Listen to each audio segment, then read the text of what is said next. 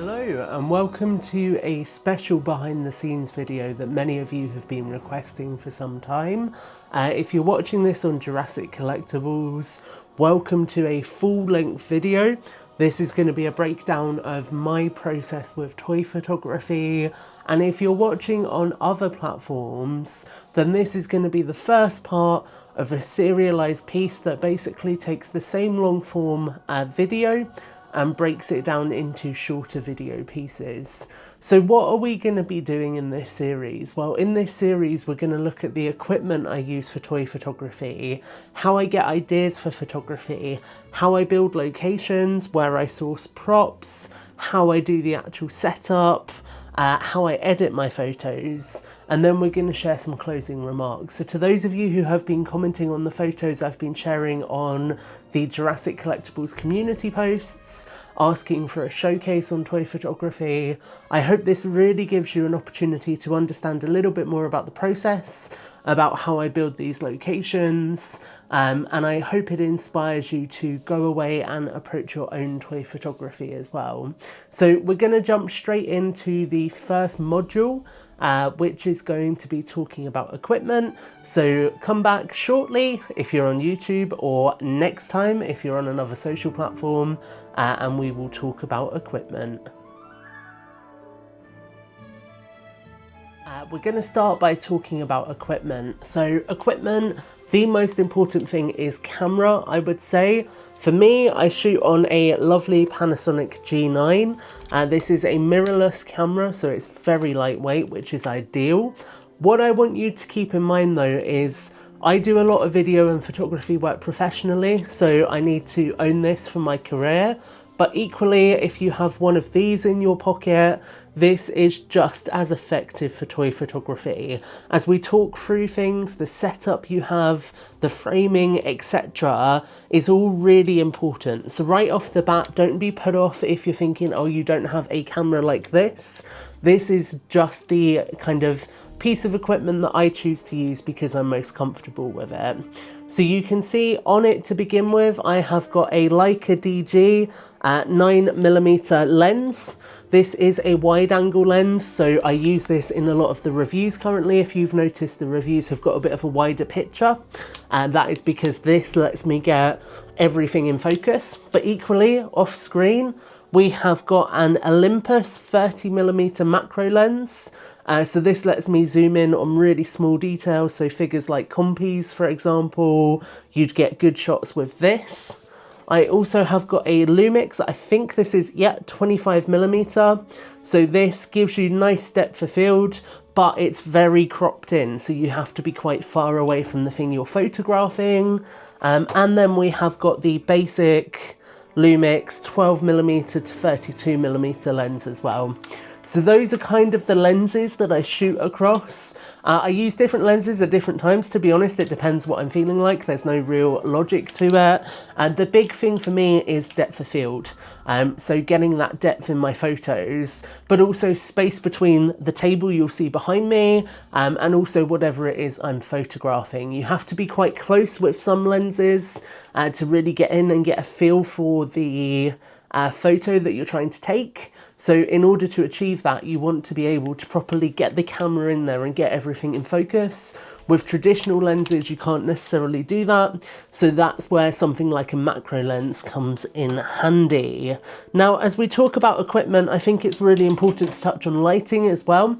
You can see I'm in a nice naturally lit space. I do a lot of my photography in a conservatory, purely because that gives me a lot of natural light, and natural light is going to give you natural shadows, it's going to give you natural direction of light, so that's really useful for your photography. So when you're thinking about lighting, definitely think about the directions of light, shadow, think about how foliage can be used for silhouettes, but also if you're in a darker space, lighting is really important, and also colour of light.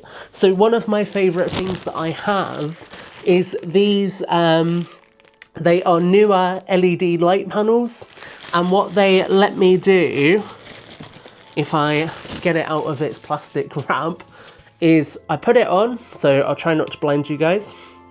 There we go. We'll turn the brightness down a bit.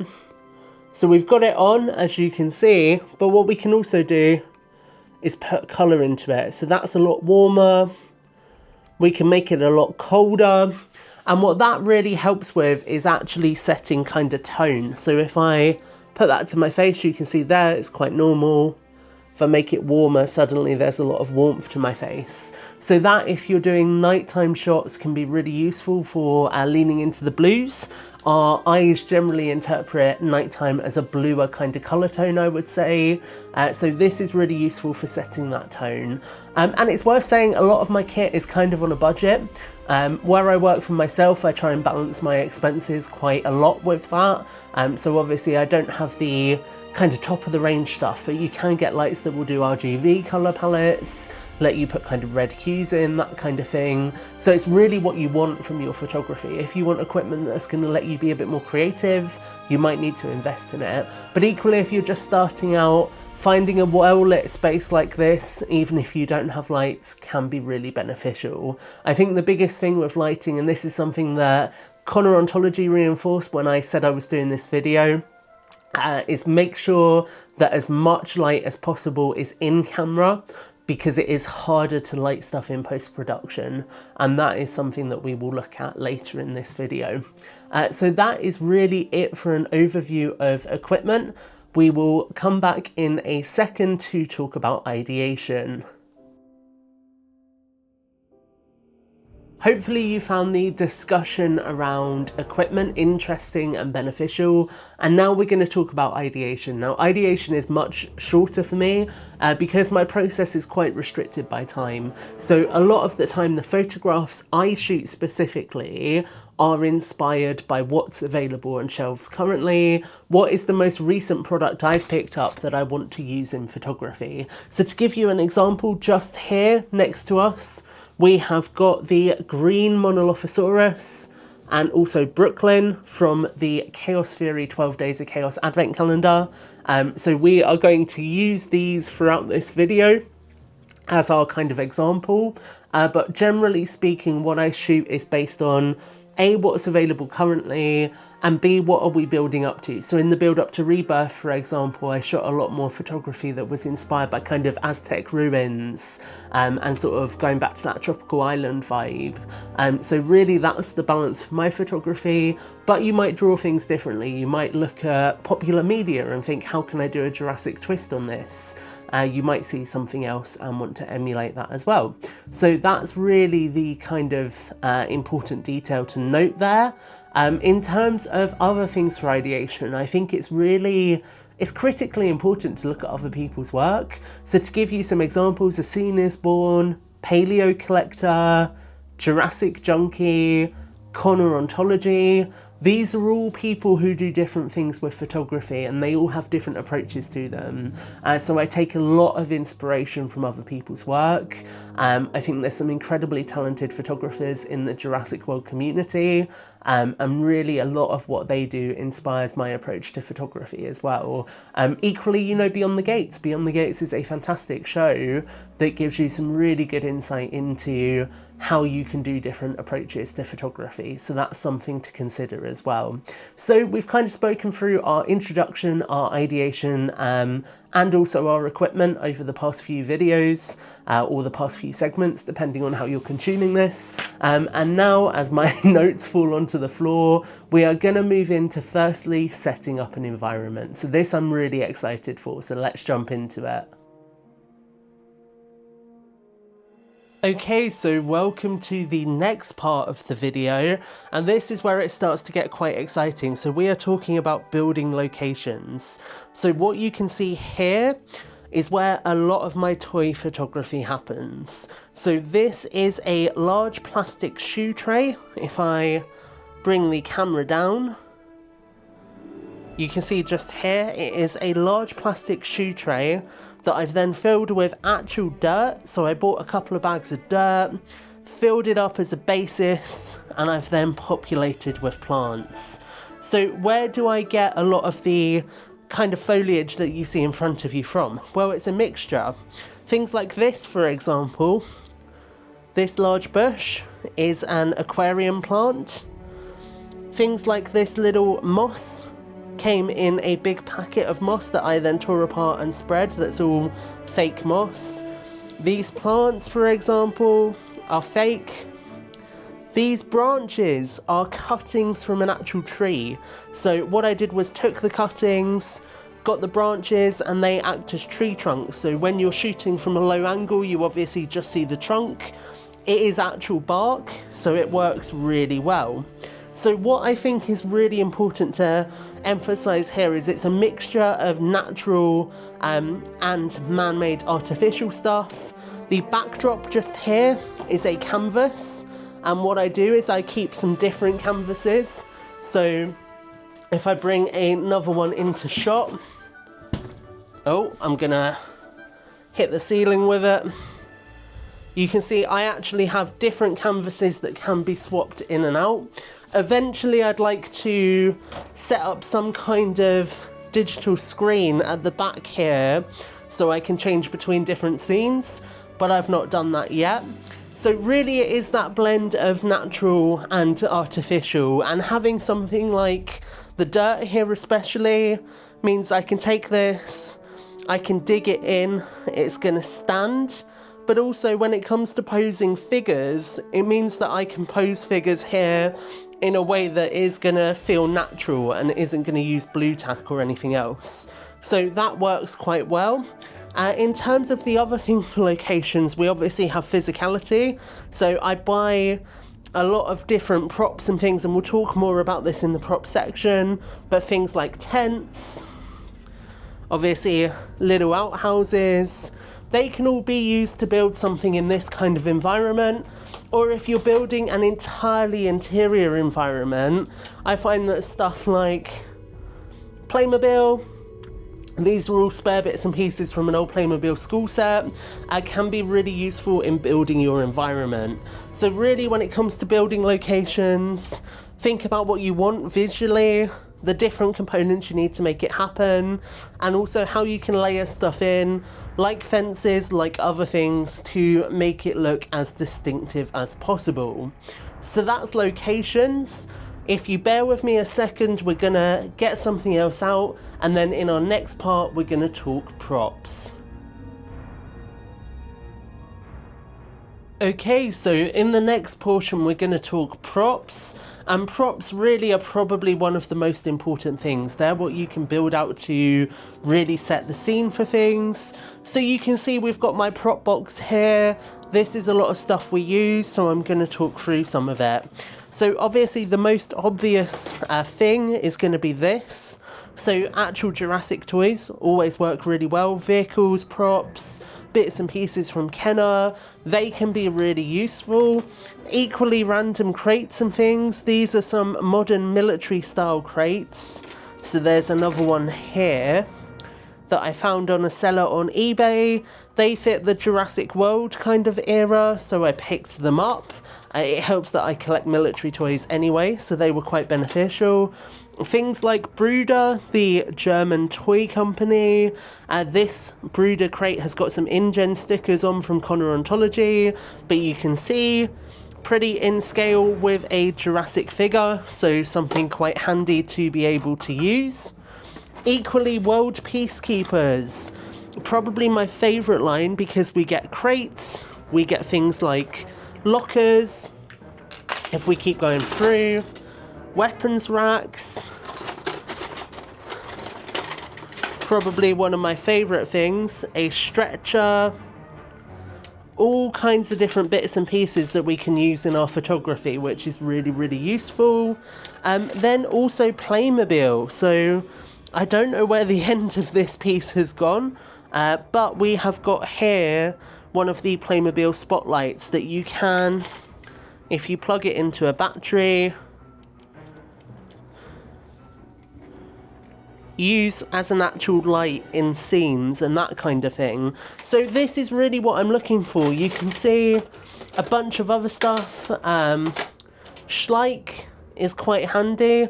Schleicher use a lot of their buildings, also their fencing, really, really useful stuff.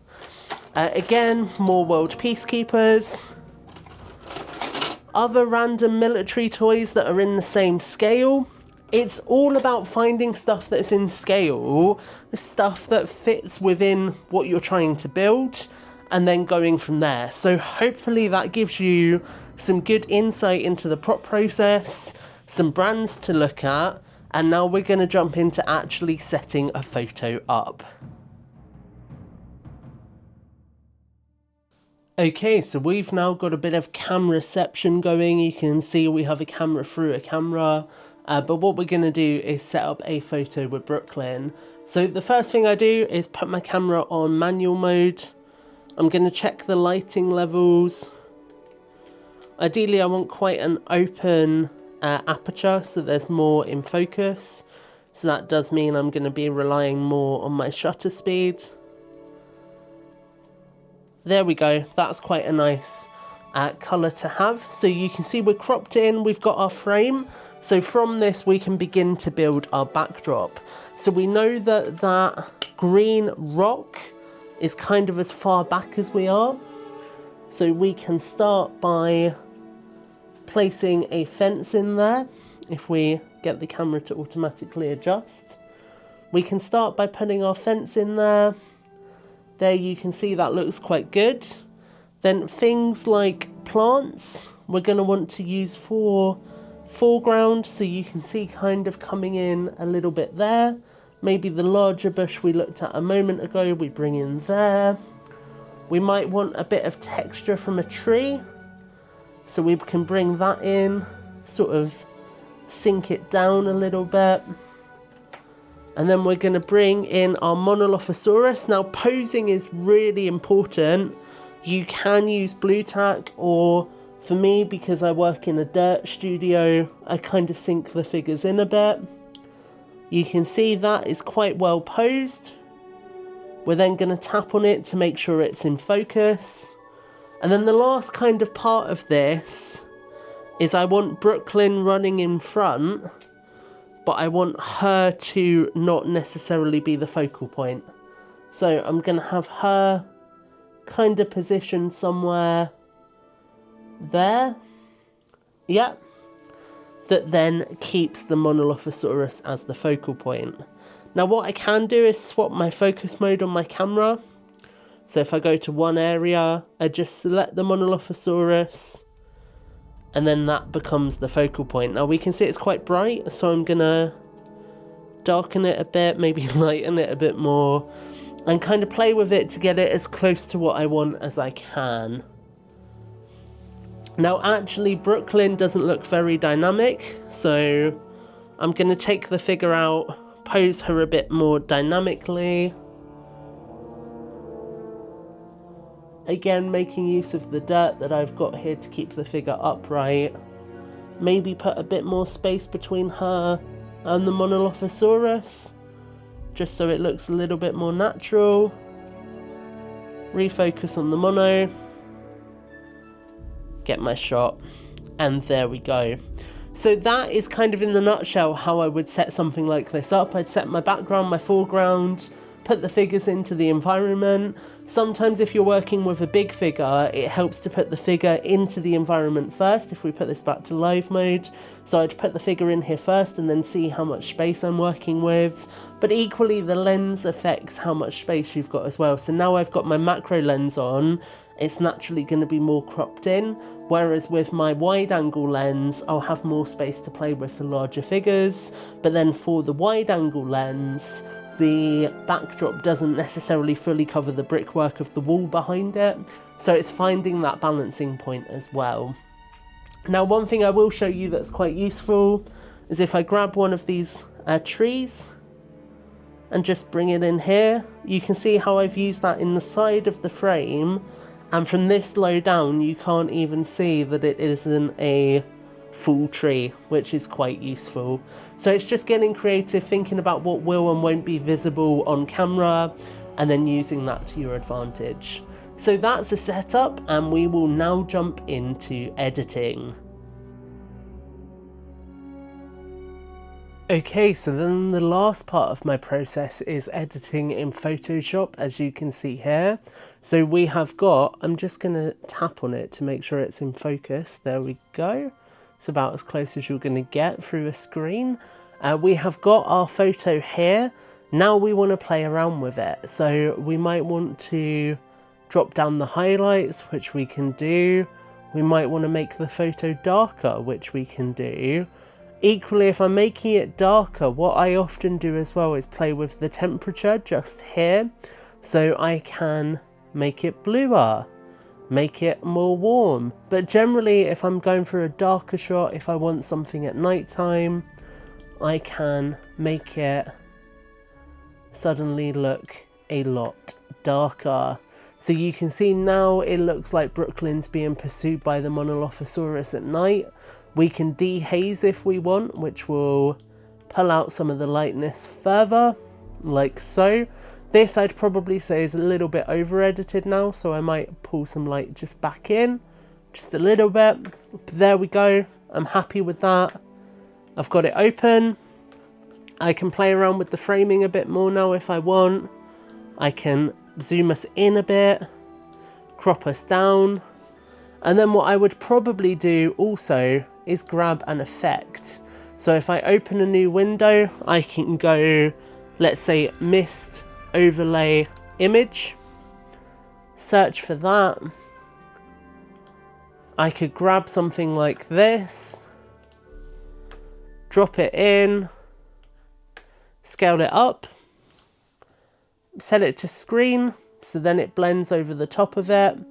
And you can see we've now got this quite clearly visual, if I press enter, we've got this quite clear visual line where that fog is added.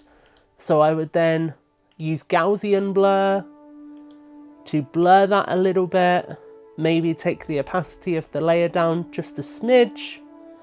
And I've got a little bit of a foggy effect going across the front. And then if I save this photo, so I'd export it as a JPEG, that's then the edit done, and you'll see on screen now what that would look like. So that is the editing process. You can do a lot more with editing if you want to, but again, with things like fog, you can get them in person with atmosphere aerosol, and that always helps as well. So that is really it for this guide to toy photography. I really hope you found it interesting. It's pulled back the curtain a little bit and given you some insight into how I approach photography. The biggest thing I would say to you is all of the equipment, the setup I've shown you, etc. I've built all of that over time. You absolutely can find a way to do photography yourself.